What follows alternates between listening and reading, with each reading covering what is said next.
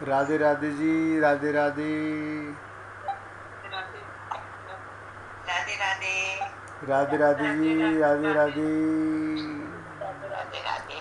राधे राधे जी, राधे राधे। भजो गिरिधर गोविंद गोपाला। भजो गिरिधर गोविंद गोपाला। भजो मुरली मनोहर नंद लाला।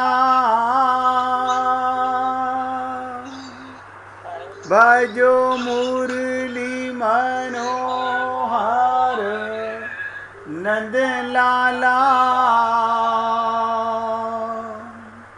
भजो गिरिधर गोविंद गोपाला। भजो गिरिधर गोविंद गोपाला। भजो मुरली मनोहर नंद लाला। भजो मुरली मनोहर नंद लाला। भजो गिरिधर गोविंद गोपाला। भजो गिरिधर गोविंद गोपाला। बोलिए वृंदावन बिहारी लाल की जय। जय जय श्री राधे। जय जय श्री राधे। सभी भक्तों से निवेदन, बहुत एकाग्रचित होकर सत्संग के प्रत्येक शब्द को पूरी एकाग्रता के साथ सुनने और समझने और एकाग्रता से हृदयंगम करने का प्रयत्न कीजिएगा। मानसिक रोगों पर चर्चा चल रही है और मैंने आपसे निवेदन किया, मानसिक रोग बड़े बड़े ऋषि मुनियों में होता है, छोटों की बात नहीं। कल यहाँ तक भी आपसे चर्चा चली कि मानसिक रोग सात्विक और राजस, जो ज़्यादा पूजा पाठ करने वाले, जो ज़्यादा धार्मिक कार्य करने वाले, जो धन कमाने वाले, होते सब में हैं, लेकिन एक रोग ऐसा ईर्ष्या का। पूछिए राजकुमार जी। जिनको मानसिक रोग होते हैं उनको इनको शारीरिक रोग भी होते हैं क्या जी? जिनको शारीरिक रोग होते हैं उनको मानसिक रोग भी होते हैं। जिसको मानसिक रोग है उसको भगवत प्राप्ति में रुकावट है। बाहर की पूजा पाठ से भगवान नहीं मिलते। जब तक अंतःकरण मन के रोग नहीं मिटते तब तक भगवत प्राप्ति असंभव। लेकिन ये बातें ना तो कोई जानना चाहता है और जानने के बाद भी हम लोग परवाह नहीं करते। शरीर मरण धर्मा है, मन मरता नहीं है। शरीर के रोगों की हमें चिंता रहती है, मन के रोगों की हमें परवाह नहीं रहती, क्योंकि मन के रोग किसी को पता नहीं चलते दूसरे को। कल मैंने आपसे राम के दो गुरु अगर याद रहा हो, वशिष्ठ जी और विश्वामित्र जी, और मैंने कहा बताइए विश्वामित्र जैसे गुरु में भी ईर्ष्या का रोग है। अब आप सोच सकते हैं कभी कि विश्वामित्र में भी जो राम के गुरु हैं उनमें भी ईर्ष्या है। वो वशिष्ठ जी से ईर्ष्या करते हैं, क्रोध है, जलन है। आप और हम लोग तो किसी कैटेगरी में भी नहीं आते। लेकिन उनका रोग कभी न कभी उन्हें पता चल जाता है और वो उसे समाप्त कर लेते हैं। लेकिन आप और हम लोग ना जानते हैं और ना उस रोग को मिटाने का प्रयत्न करते हैं। हम परवाह ही नहीं करते। हम परवाह नहीं करते कि हमारे को कैसे कैसे रोग हैं। इसलिए हे पुण्य आत्माओं, बहुत ध्यान से समझने का प्रयत्न कीजिएगा। कल आपको वशिष्ठ जी के बारे में, विश्वामित्र जी के बारे में एक दृष्टांत सुनाया, तो मैंने कहा रामचरितमानस में बड़े बड़े पात्रों के अंदर जो कभी आपने सोचा भी नहीं होगा मानसिक रोग बताए गए। हमने पढ़ी रामचरितमानस, हमें पता नहीं चला। तो मैंने कल कहा था कि यदि मानस को बारीकी से देखें, अब बारीकी से कौन देखें? जो पारखी होगा सोने का, हीरे का, वो उसे बारीकी से देखेगा। आपके हाथ में सोने पकड़ा दिया जाए, आप क्या कहोगे कितने क्रेट का है? आपको पता नहीं, आप उसे परख नहीं सकते, आपको उसका ज्ञान नहीं है। ऐसे ही रामचरितमानस में आप और हम लोग चौपाइयाँ पढ़ते हैं और ज़्यादा से ज़्यादा उसका नीचे भावार्थ पढ़ लेते हैं। उसका भाव क्या है वो हमें नहीं समझ में आता। क्यों?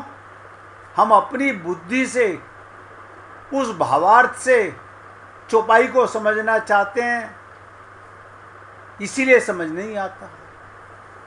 और सब लोग, हाँ रामायण तो हमारे घर में है, रामायण का तो हम पाठ कर लेते हैं, हमने बहुत बार किया है।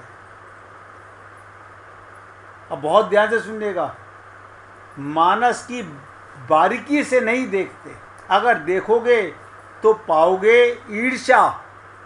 अब आप ईर्ष्या तो समझते हैं ना, का ये रोग बुरे व्यक्तियों की अपेक्षा, अब देखो कटु शब्द बोलने जा रहा हूँ, बुरे व्यक्तियों की अपेक्षा भले लोगों में ज़्यादा होता है। और आप हम सब तो भले लोग हैं, हम बुरे लोग तो हैं नहीं। क्यों? हम अपना अच्छा प्रेजेंट करते हैं, बुरा छुपाते हैं। और ईर्ष्या का रोग अच्छे लोगों में ज़्यादा पाया जाता है बुरे व्यक्तियों की अपेक्षा। वैसे ये बात अलग है, ईर्ष्या बुरे व्यक्तियों के जीवन में बड़े ही घातक परिणाम की सृष्टि करता है। घातक परिणाम का अभिप्राय ये, ईर्ष्या जीवन में जो प्रतिक्रिया उत्पन्न करता है उसमें भले तथा बुरे व्यक्ति तारतम्य में थोड़ा भेद दिखाई देता है। अब देखिएगा, भलों में भी रोग और बुरों में भी रोग। तो जो व्यक्ति बुरा है वो ईर्ष्यालु होकर दूसरे को नीचे गिराने का, किसी भी सीमा तक उतरने के लिए तैयार हो जाता है। और जो श्रेष्ठ व्यक्ति होता है, मर्यादित व्यक्ति होता है, वो मर्यादा में रहकर एक सीमा तक उस ईर्ष्या को उस द्वेष के रूप में प्रकट करता है।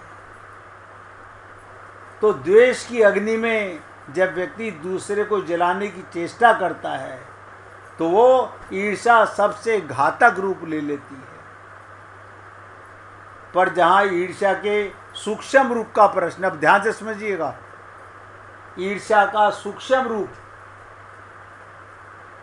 वो रामचरितमानस के ऐसे ऐसे श्रेष्ठ पात्रों में नजर आता है जो आपने कभी समझने का और जानने का प्रयत्न नहीं किया होगा। और ये श्रेष्ठ पात्रों के अंदर मानसिक रोग, और वो भी रामचरितमानस में, ये हम लोगों को बताने के लिए है।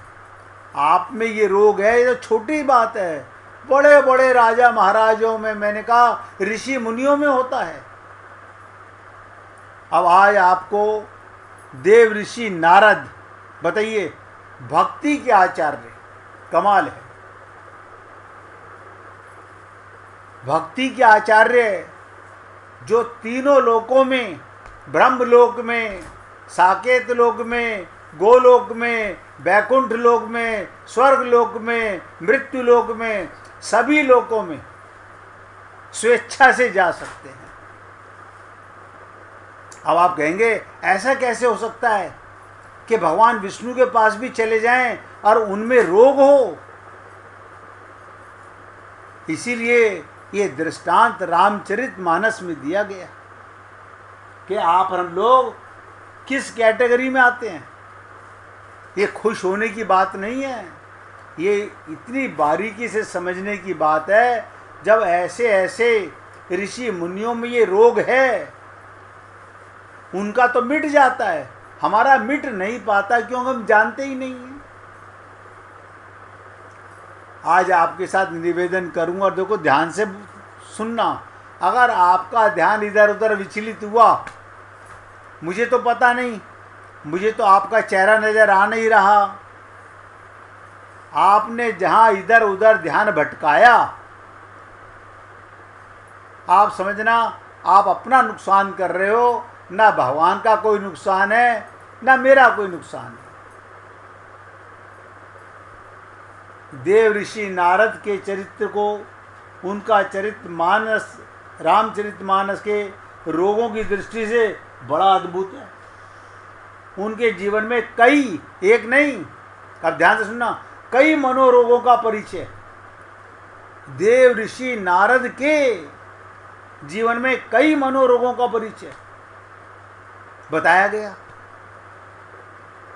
नारद जी के जीवन में जो प्रतिक्रिया हुई, उसका उद्भव कहाँ से हुआ, कहाँ से रोग आया।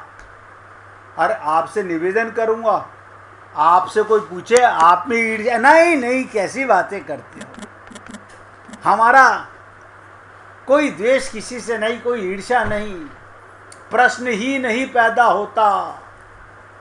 100% मान के रखिएगा। अपने आप को इस दोष से आप बचा नहीं सकते।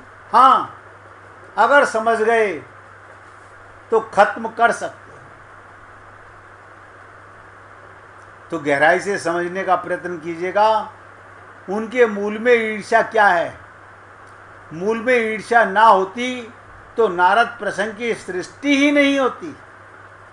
रामचरितमानस में नारद जी का क्या काम?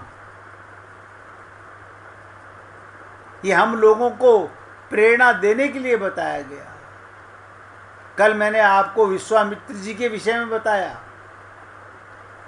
ईर्ष्या से प्रारंभ होता है और उसकी बीमारी, संक्रामकता बड़े ही व्यापक रूप से सामने आती है।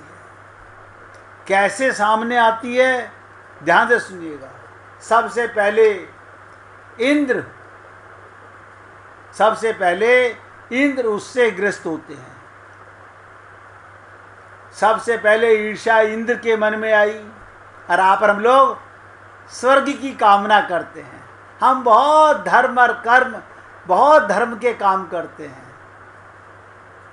और मैंने आपको कई बार निवेदन किया है, ये आपके धर्म, आपके कर्म 100% सत्कर्म करो, स्वर्ग लोक मिलेगा। और वो भी कैसे, किसका? जो मानसिक रोगी राजा है इंद्र, उसके लोक में शारीरिक भोग तो खूब मिलेगा, बाकी उसके बाद पुनरपि जननम पुनरपि मरणम, उसके बाद सीधे मृत्यु लोक में आकर के नरक योनियों में भोगना पड़ता है। और आप और हम लोग खूब धर्म के कार्य में लगे हुए हैं, धर्म को जानते नहीं। आप बताओ, ये मंदिरों में बैठे पोंगा पंडितों को बुला करके तो हम धर्म का काम कर रहे हैं। हमारे पंडित जी ने बहुत बढ़िया हमारे को ये सुनाया। क्या सुनाया? तुम्हें क्या समझ आया? ये कहने से क्या होगा, बहुत बढ़िया सुनाया। तुम में उससे क्या बढ़िया चीज आई, बताओ मेरे को एक चीज, एक शब्द बता दो कोई भी।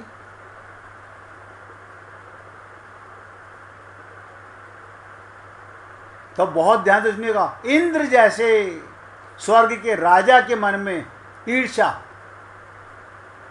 तुलसीदास जी से किसी ने कहा, महाराज ये रोग शोक तो मृत्युलोक में है, ये रोग तो मृत्युलोक में होना चाहिए, स्वर्ग के विषय में तो सुनते हैं, वहाँ तो रोग शोक होता ही नहीं है, वहाँ जरा मृत्यु होती ही नहीं। तो तुलसीदास जी ने कहा नहीं भाई, स्वर्ग का सबसे बड़ा रोग, अब ध्यान से सुनिएगा, जो आप और हम लोग खूब नोटंकियां करते हैं धर्म कर्म की। क्या कह रहे हैं तुलसीदास जी? स्वर्ग का सबसे बड़ा रोग है ईर्ष्या। स्वर्गहु मिटत न सावत, ये सोतिया डहा ईर्ष्या की वृत्ति देवताओं में सबसे ज्यादा पाई जाती है। इसका कारण ईर्ष्यालु व्यक्ति का नेचर, स्वभाव ऐसा होता है कि दूसरे व्यक्ति को अपने से रंच मात्र भी, थोड़ा भी अधिक संपन्न देखकर उसके मन में एक प्रकार से दुख की अनुभूति होती है। हमने 1 मंजिल का मकान बनाया, हमारे पड़ोसी ने 2 मंजिल का मकान बना लिया, हमने अपना दूसरी मंजिल डलवाई उसकी बराबरी करने के लिए, मगर उसने तो तीसरी मंजिल डाल दी। अरे डाली अपने पैसे से, तुम्हें काहे की ईर्ष्या हो रही है? नहीं नहीं, ईर्ष्या है ना मन में, हमारे से ऊपर कैसे उठ गया वो।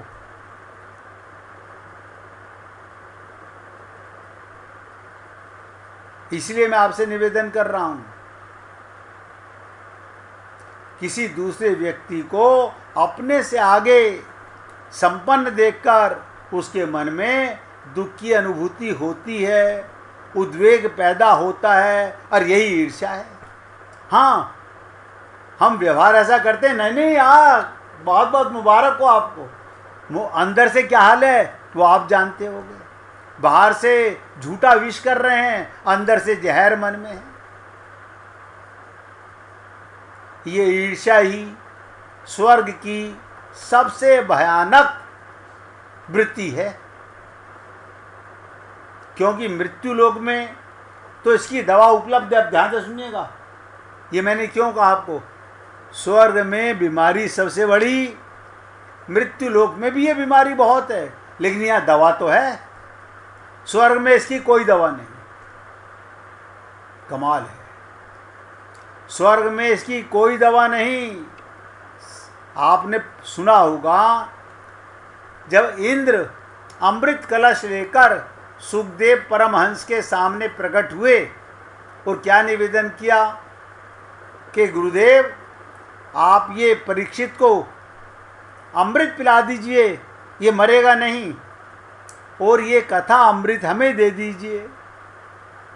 तो क्या कहा उन्होंने, आप स्वर्ग के देवता अमृत के अधिकारी नहीं हो, इस कथा अमृत के अधिकारी नहीं हो, यानी आपका रोग का दवा कोई नहीं है। अब आप देख लीजिएगा, आप और हम लोग बड़ी स्वर्ग की कामना करते हैं, कोई दवा नहीं। संसार में हमारे मन में ईर्ष्या हो, हम उससे उबरने का प्रयास कर सकते हैं, परंतु स्वर्ग में समस्या ये है, वहाँ इससे मुक्त होने का कोई उपाय नहीं। जो जितने पुण्य लेकर वहाँ जाता है उसे परिणाम में भोग मिलते हैं। आप तो पुण्य इकट्ठे कर रहे हो और वहाँ भोग मिलेंगे। देवतागण एक दूसरे के भोगों को देखते हैं, तेरे पास 4 अप्सराएं हैं, मेरे को तो एक ही मिली। तेरे पास 16 अप्सराएं हैं, मेरे को 4 ही मिली। तेरे पास ये सुख है, मुझे नहीं है। ये देवताओं में बहुत बड़ी बीमारी है। एक दूसरे के भोगों को देखते हैं, भोगों को, वहाँ यही सबसे बड़ा रोग है। भोगों को देखते हैं और अपने से अधिक सुख भोगने वाले के प्रति उनके मन में ईर्ष्या उत्पन्न होती है, जलन होती है। वे ये भी जानते हैं यहाँ और अधिक भोग प्राप्त करने या दूसरों के भोग छीनने का कोई उपाय नहीं। जितने पुण्य किए थे उतने भोग मिल गए, उसने ज़्यादा पुण्य किए उसको ज़्यादा भोग मिल गए। आप उनसे छीन नहीं सकते उनके भोगों को। इसलिए आपसे निवेदन किया, ईर्ष्या, सब नोट करें, स्वर्ग की सबसे बड़ी समस्या है। ये बड़ी महत्वपूर्ण बात है कि जिन लोगों के पास जितनी अधिक वस्तुएं होती हैं वे उनकी सुरक्षा के लिए उतने ही ईर्ष्यालु हो जाते हैं, ईर्ष्यालु हो जाते हैं। जिनके पास पद बड़ा होता है, जिनके पास संपदा ज़्यादा होती है, जिनके पास कीर्ति होती है, उनके अंतःकरण में निरंतर सावधानी बनी रहती है, कोई हमसे आगे ना निकल जाए और हमारा पद, हमारी कीर्ति सुरक्षित रहे। ये आपको सिर्फ इसलिए बताया गया है जो आप और हम लोग स्वर्ग की बहुत कामनाएं करते हैं। अब नारद जी का प्रसंग, उसका श्री गणेश करने जा रहे हैं कि नारद जी के जीवन में ईर्ष्या का प्रवेश कहाँ से हुआ। देव ऋषि नारद हिमालय की गुफा में बैठकर भगवान के ध्यान में डूबे हुए थे। एक एक शब्द को ध्यान से सुनना, ध्यान में डूबे हुए थे। बड़ा ही मनोवैज्ञानिक विश्लेषण है। ईर्ष्या का कारण कभी तो वास्तविक होता है पर कभी कभी बिल्कुल काल्पनिक होता है। नारद जी के इस प्रसंग में ईर्ष्या का जो उदय हुआ बिल्कुल अकारण। तुम तो भगवान का ध्यान कर रहे थे, भगवान के ध्यान में डूबे हुए थे। मन के रोगों की सबसे बड़ी समस्या यही है, ध्यान से सुनना, मन के रोगों की सबसे बड़ी समस्या यही है। सामने वाले व्यक्ति में यदि कोई क्रिया हो तो हमारे मन में उसकी प्रतिक्रिया होती है, अत्यंत स्वाभाविक है। सामने वाले का बच्चा फर्स्ट आ गया, हमारा थर्ड आ गया, आप कहेंगे बहुत बहुत मुबारक हो, आपका बेटा फर्स्ट आया। अंदर से बहुत जलन महसूस होती है। अपने बच्चों को 4 बार डांटे, मरे तू नहीं पढ़ सकता था, तू नहीं फर्स्ट आ सकता था। आप सोच के देखो, कथनी कुछ और करनी कुछ है। कथनी कुछ और करनी कुछ।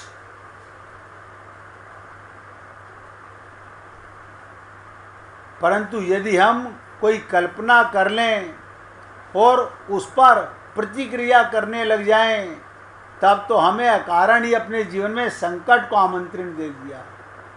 एक कल्पित आशंका के निवारण हेतु यदि हम वास्तविक शस्त्र लेकर लड़ने जाएं, तब तो ये विचित्र विडंबना होगी। अब ध्यान से सुनिएगा, यदि सचमुच यदि कोई सचमुच ही लाठी लेकर आए और उसे बचने के लिए हम भी लाठी उठा लें तो ये तो कोई बात हुई। परंतु स्वप्न में, अब ध्यान से सुनो, सपने तो आप लोगों में बहुत देखते हैं। अगर स्वप्न में यदि कोई हमारे ऊपर लाठी चला दे और जागने के बाद हम बदला लेने उससे ढूंढने फिरें, तो बदला हम किससे लेंगे? अगर रात को सपने में आपको किसी ने सताया और सुबह उठ के आपको मुझे बदला लेना है, तो बदला किससे लोगे? मुझे बता दो।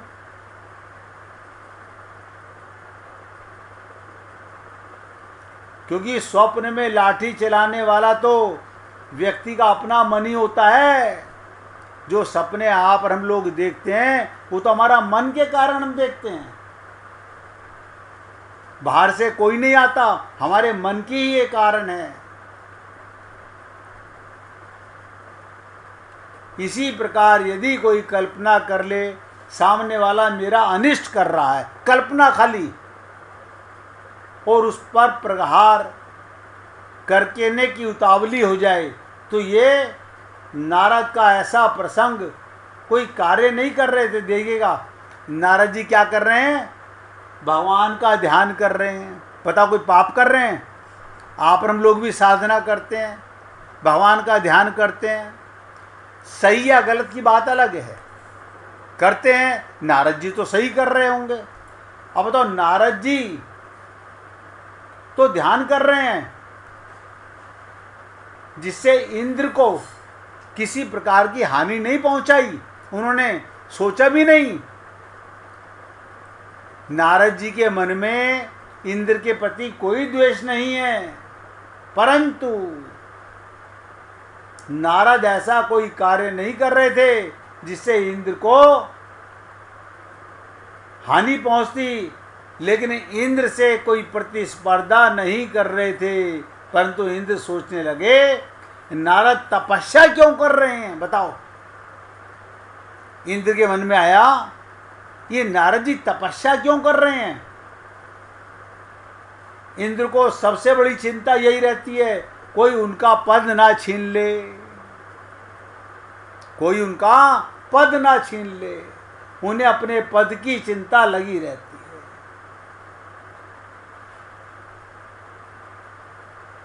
आप सोचिएगा, स्वर्ग के देवता, स्वर्ग के राजा इंद्र, उसके मन में जलन, कोई मेरा पद ना छीन ले। तो तुलसीदास जी ने बड़ी सुंदर बात कही। लंका कांड के प्रारंभ में उन्होंने भगवान राम की झांकी का वर्णन किया। अब आप समझ गए, मतलब उनके मन में क्या चिंता है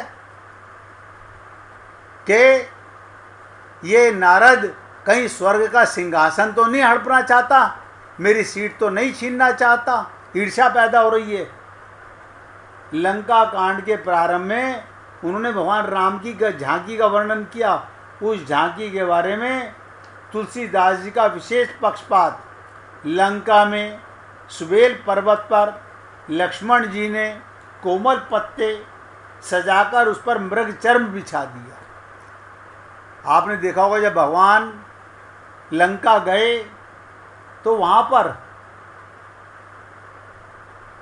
मृग चर्म बिछाकर लक्ष्मण जी साथ लेके गए थे, भगवान राम उस पर आसीन हुए। और प्रभु सुग्रीव की गोदी में, ध्यान से सुनिएगा, आसन किसने बिछाया, लक्ष्मण जी ने। कौन सा लक्ष्मण बिछाया, मृग चर्म। ये कौन सा मृग था, वही मारीच, जो सोने का हिरण बन के आया था, जिसे भगवान ने मारा था। उसकी खाल अपने साथ रखते थे, उन्हें पता था वहां तो कोई सिंहासन हमें देगा नहीं। तो सुग्रीव की गोद में भगवान ने सर रखा हुआ है। पूरा चित्रण खींच रहा हूं, ध्यान कीजिएगा। एक पर्वत पर मृग चर्म, मारीच का चमड़ा बिछा हुआ है, उस पर भगवान बैठे आसीन हैं। और प्रभु ने क्या करा, उस पर लेट गए आराम करने के लिए। अब प्रभु ने क्या किया, सुग्रीव की गोदी में अपना सर रखे हुए हैं और विभीषण उनके कान के पास बैठे हुए हैं। हनुमान जी उनके बाएं चरण को धारण किए हुए हैं। तो तुलसीदास जी बड़े भाव विभोर होकर इस झांकी का वर्णन करते हैं। मुझे नहीं पता आप लोगों ने सुनी, पढ़ी या नहीं सुनी। बहुत सुंदर वर्णन है, उसका वर्णन करेंगे।